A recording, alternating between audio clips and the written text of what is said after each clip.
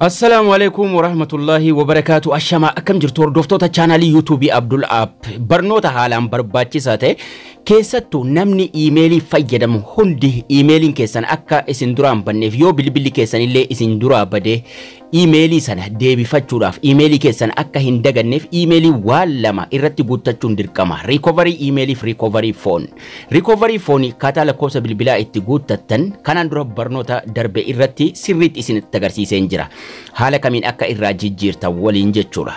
Har'a garuu emailii recovery no maaliif barbaachisaa akkasuma haala kamiin irratti guutuu fi jijjiiruu dandeenya. Keessattuu irraa jijjiiruu kanarratti sirriitti xiyyeeffachuu qabdu. Seetingii bilbilaa irra seenuudhaan waliin ilaalla. Seetingii bilbilaa irra seentanii gara Google deemuudhaan egaa recovery emailiin sirriitti barbaachisaadha. Keessattuu YouTuberoonni namoonni emailii irraa waan adda addaa qabdan Google ka jedhu kanarratti tuquun gara fuula duraa deemtanii dirqama emailiin keessan kan isin faayilii adda addaa irraa qabdan kan akka isin jalaa hin banne barbaadan sun recovery emailii qabaachuu qaba.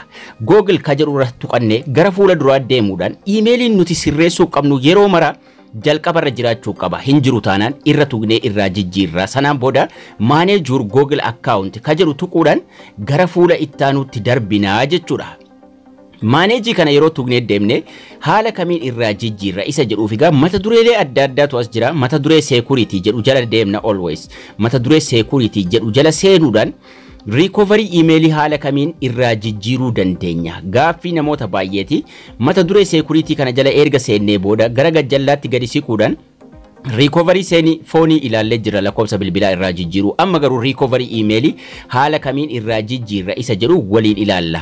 Jalqabumaa akkuma isin argitan ittiin guutamne kanaaf mallattoo raajeffannoo kaa'ee jira jechuudha. Itti guutuu qofaa miti wanni isin beekuu qabdan itti guuttanii yoo verify hin goone faayidaa hin qabu jechuudha. Recovery email ka jedhu kanarra tuqanna. Gariin immoo emailiinuma isa sirreessaa jirtan deebiftanii irratti guuttuu jechuudha. Dogoggora kun. Kana irratti guutamuu qabu emailii biraati. Passwordii isin gaafata. Passwordii emailii keessanii irratti guuttachuudhaan gara fuula duraa deemtu. Emailii keessan passwordii isaa dagattan yoo ta'e barnoota irratti barsiiseen jira. Warri emailii keessaniin beeyne passwordii itti guutuudhaan egaa next goona. Haala kamiin akka passwordii irraa jijjiirtan viidiyoo isaa eessa akka argattan xumura irratti isinitti agarsiisa. Haala kanaan nuuf fida. Recovery'n kun faayidaa guddaa nu qaba. Emailii lammaffaa emailii biraa irratti guuttachuudhaan emailii keenya isa faayila adda addaa irraa qabnu isa YouTube ittiin banannee qabnu sana jabeeffachuu qabnaa jechuudha. Kanaafuu emailiin bakka sanduuqa duwwaa kanarratti guutamu emailii kabiraa ta'uu qabaa jechuudha. Emailiin keessan tokkoffaa qubee walitti sissiqee barreeffamuu qaba. Lammaffaa @gmail.com inni jedhus sirriitti osoo walirraa hin sissiqin sirriitti katabamuu qabaa jechuudha. Qubeen hundinuu akkuma emailiin keessan itti jiru irratti katabduu jechuudha. Kan isin emailii recovery katabdan emailii biraatii jechuudha.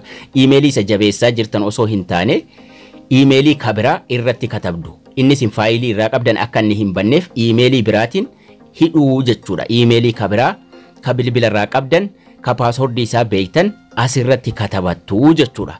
Katabne next tuqna. Irraa jijjiirus waliin ilaaluu deemaa jirraa jechuudha. Next tuqna. Next yeroo tuqnu verification code nu gaafata. Code san asirratti guutuun dirqamaa jechuudha. Verify hin goone taanaan verification code san finnee irratti hin guunne taanaan ammas faayidaa hin qabu jechuudha. Kanaafuu dirqama koodii emailii irratti nu ergame emailii isa irratti guunne kana jechuudha. Emailii isa lammaffaa irratti koodii nu ergama. Emailii isa lammaffaa irraa koodii sana deemnee Gmailii keessa galuudhaan Gmailii irraa koodii sana itti guunnaa jechuudha. Sanaan booda verify goona.